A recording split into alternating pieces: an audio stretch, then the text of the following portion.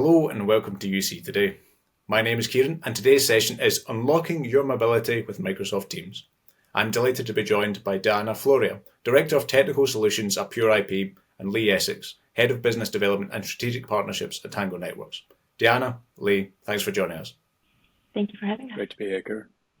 Before we explore exactly how our viewers can unlock their mobility with Teams, can you please tell us a little about yourselves, Diana and Lee, and the work you do with Pure IP and with Tango Networks? Sure.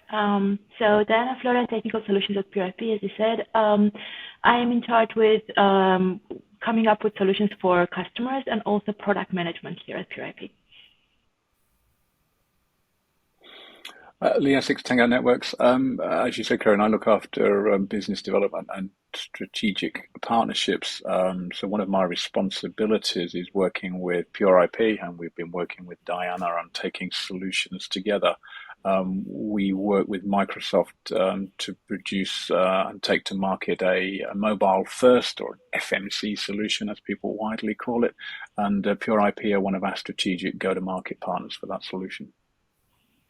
Perfect. Well, that positions you nicely on the topic at hand. And I guess just diving right in, what would you guys say makes mobility important when implementing Teams Voice? And what kind of, in the market, what types of customer requirements and challenges are you seeing? I can start. So I guess we all know mobility is extremely important nowadays with so many employees working from home or working remotely or working in a hybrid environment. Or being mobile completely on the road. I know I read a study recently made by Cavell and Tango together that said that 57% of the customer-facing employees are partially or completely mobile. That highlights even further the necessity for mobile telephony. I guess in terms of what we're seeing in terms of requirements from customers, they need a telephony that is mobile and secure and safe. And we hear more and more the question, what device should I use for telephony? That's what we hear a lot from customers nowadays. Companies don't want to invest in plastic on desks, how they call them, or phones that sit there and are barely used or not used at all because the employees are being remote. So nowadays with cloud telephony, or especially with Microsoft Teams, of course, the obvious answer to that is using the client installed on laptops or on mobile devices. But as we know, that comes with different challenges. So yes, it's all nice and easy and can install it on your laptop. But what if you're like me and you want to be present all the time and you want to take calls and be available out of hours or during the weekends? Or if you're in an industry where you have to be available because you are on call during the weekends or out of hours?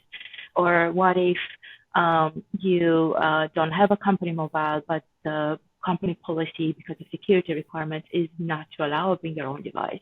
How can you be present? How can you take calls? How can you make calls if you need to out of hours? So I think all that kind of highlights the need for a telephony that is one, mobile, two, secure, three, has good quality because you want that. Four, is managed by a company and paid by the company, of course, and doesn't need any software or anything installed on a personal device. That's kind of my take of the requirements in the market nowadays for telephony and for mobile telephony. And I think it's great, Diana. Sorry, Karen. We do live in a world that's mobile now. It's mobile first. You look anywhere in any walk of life. People are glued to their mobile phones, and that's their go-to device for connecting with the world. Ensuring that people have the best tools available to them to make and receive what is, it's a phone call. It is critical. And as the research that we've done with Cavell says, 57% of people are hybrid workers.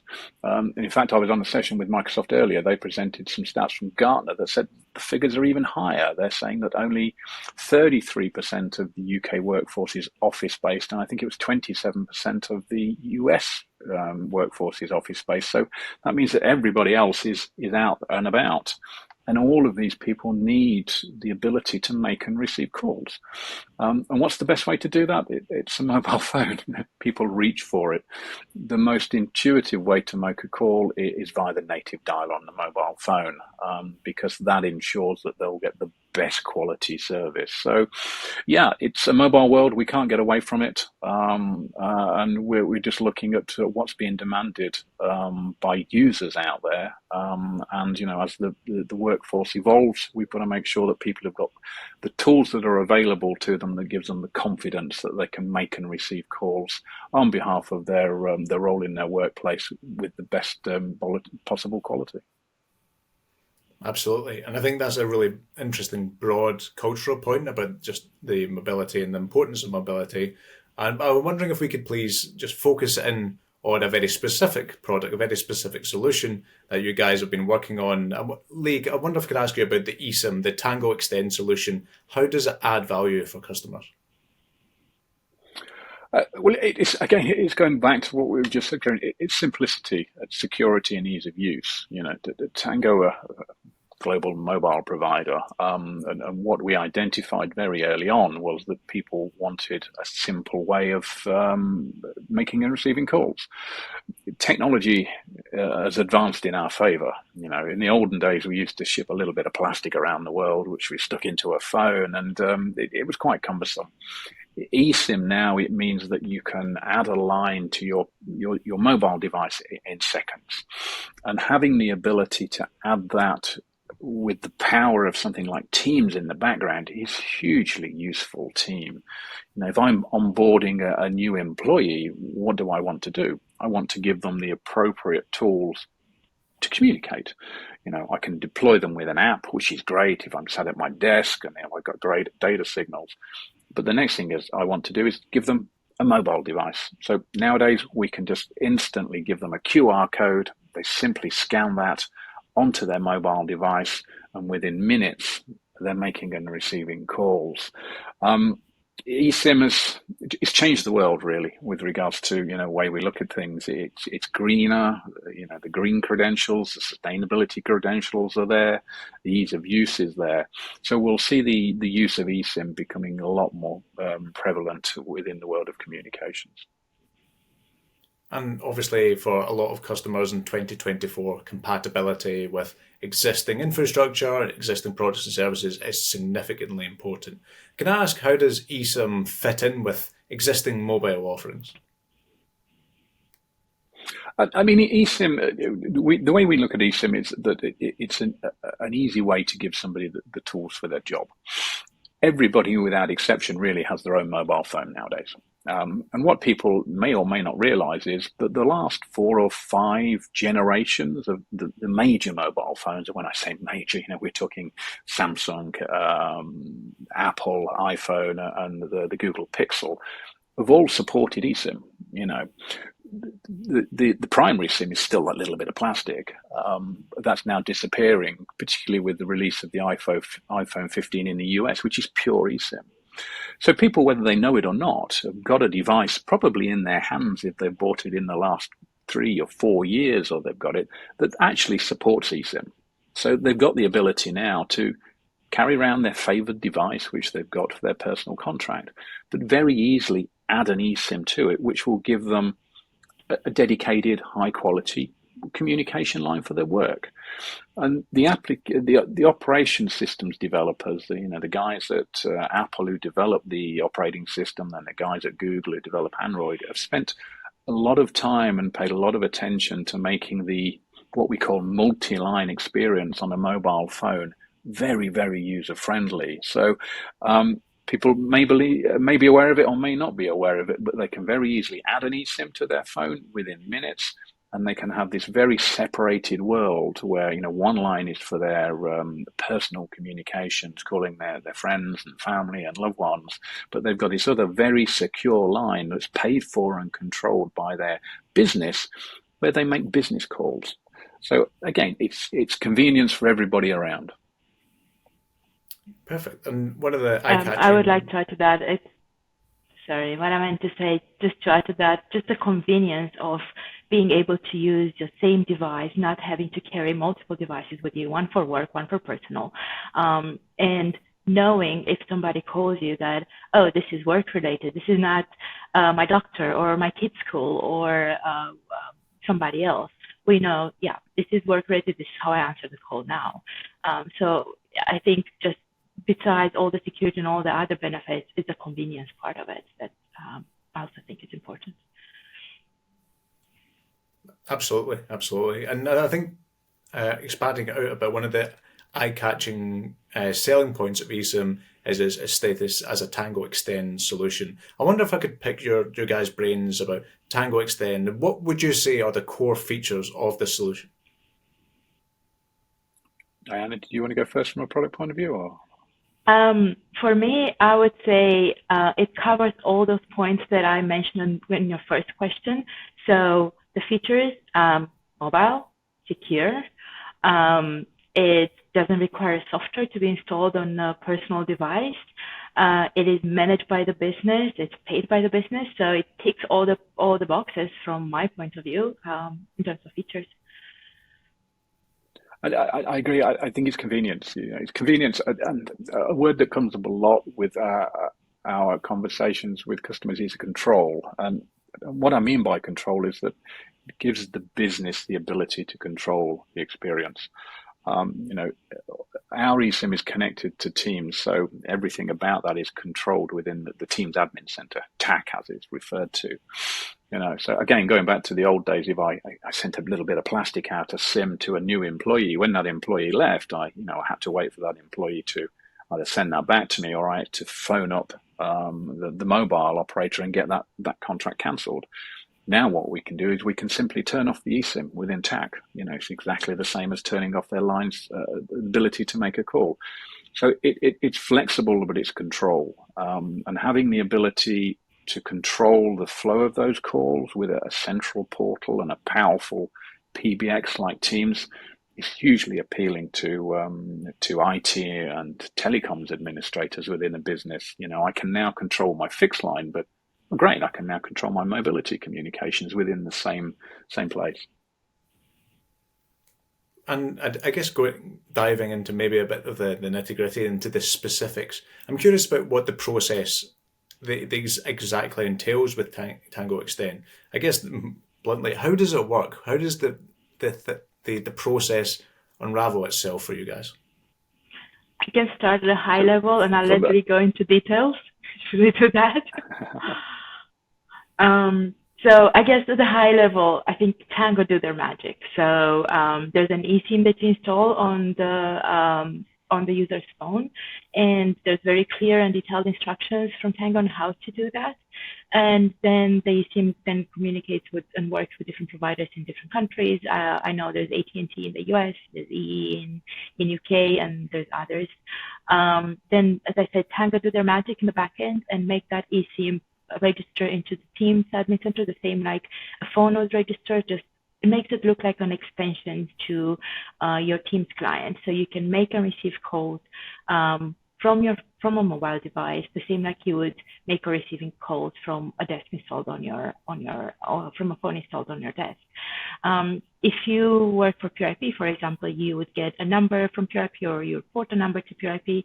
That number is associated to your account in Teams when your user is installed, and the same number is used on your mobile device when you make or receive calls. So if you call somebody, you would present your desk number, so your landline number, and the same policies like CLI policies or call recording policies or other policies would apply like they apply to your normal Teams client. And the same when you receive calls, people call you on your landline number. So that's high level how it works, and the details over to you.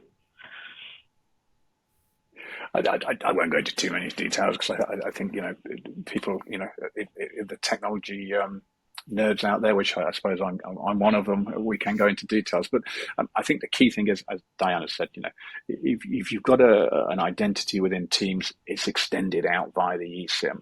we've got a mobile network which we operate. Pure IP have got their robust communications infrastructure which they operate.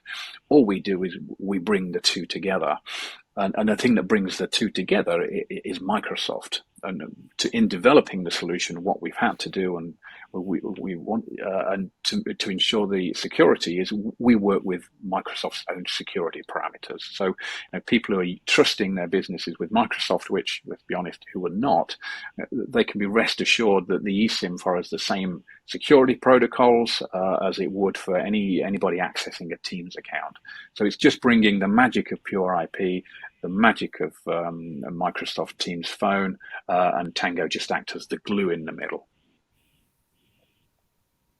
Perfect. And then one final question before I let you guys go. I'm really curious that, I think you've been incredibly comprehensive in detailing the exact processes of how this work, and it's been fascinating. I'm also curious about the practical use cases. I wonder if you could explain some of the use cases of these solutions. I can start. There's quite a few that I can think of. So I mentioned earlier in our conversation about me wanting to be present and being able to take calls out of hours or during the weekend. Now that applies to me, but there are users that have to do that. They must. It's part of their job description, right? Either they're on call or they're part of a contact center. So being able to take those calls on their personal mobile device and not having to sit in front of their laptops during the weekend or evenings, and to be out and about, but still be reachable on their mobile device and on their work number. That is, I think, extremely important. There's a lot of frontline workers nowadays that, again, don't have their personal desk or the phone and they need to be reached on a mobile device. The same like people working in the health sector. How many times did we get a call from our doctor and they presented their own personal mobile number? I bet they don't want to do that. But they must make that call during the weekend. So, and how great would it be for me to receive a call from somebody, then I know if I can call back, it's a 24/7 number. And I'm not calling somebody on their mobile in the middle of the night and they're not going to answer if I have an emergency. Definitely a lot of use case scenarios out there in a lot of industries.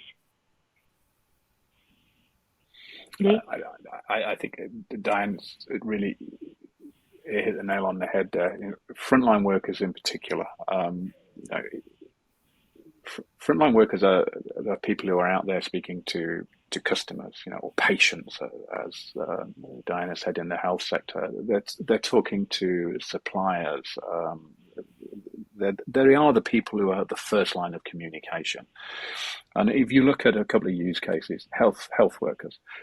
I think the research we've done with Cavell said that 56% of frontline health workers are using their personal mobile phone, and that really scares me personally. From a patient point of view, somebody's phoning me on their personal mobile phone. I don't know who they are. I don't trust them. They're going to start asking me personal questions. But from that healthcare workers, their personal number's now been exposed to me, and that shouldn't be happening. It should be a doctor's number, a healthcare number. So I think the frontline worker use case is a really, really, really big one here. And the number of frontline workers are out there. What these guys need in their job is just the communication devices that is secure for them. It's the most appropriate and it's the best quality. So frontline workers is great. But I think broadly, anybody who wants to make and receive calls can benefit from a Tango Extend eSIM. It's just the simple, most intuitive way to do it. But some of the really surprising use cases that have started to come out of the conversations we've been having with Pure IP are, like the manufacturing folks. These are the folks who have got very, very large manufacturing plants, and to put rolled communications out over these estates, which are, tens of acres at times, is really, really complicated. And traditionally, they've looked towards DECT, but DECT is really expensive to roll out and maintain. But what you're seeing now is that these large manufacturers are starting to embrace technology as a whole. One of the things they're starting to embrace is private networks, private 5G. And predominantly, they were doing that just for secure communications. It's for business flows and workflows and data. But actually, when you start to look at it and we have these conversations, they've got private 5G. So we can attach one of our SIMs to their private networks. It means that then they've got secure communications over really, really large areas that is truly secure. It's secure to their organization. Sure, we can open it up so if they've got employees that are roaming from site to site, they can jump onto the public mobile network whilst they're out there. But then we can lock it down again. So it's really interesting use cases, and I think every business we speak to, every single one's got a use case for somebody who just wants to make and receive a call. And it comes down to the fact of what device have they got. They've all got a mobile phone, so let's empower them in the easiest way. Perfect. Well, I think that's a really uplifting point to leave today's conversation. But I've really enjoyed this. It's been a great session. So thank you, Diana and Lee, for being here today. Thank you. Thanks, Diana. Speak soon. Thanks, Kieran. Take care. Bye-bye. And if you enjoyed this video, please give us a like and share on social media. And we'll see you next time. I've been Kieran Devlin of UC Today. Thanks for watching.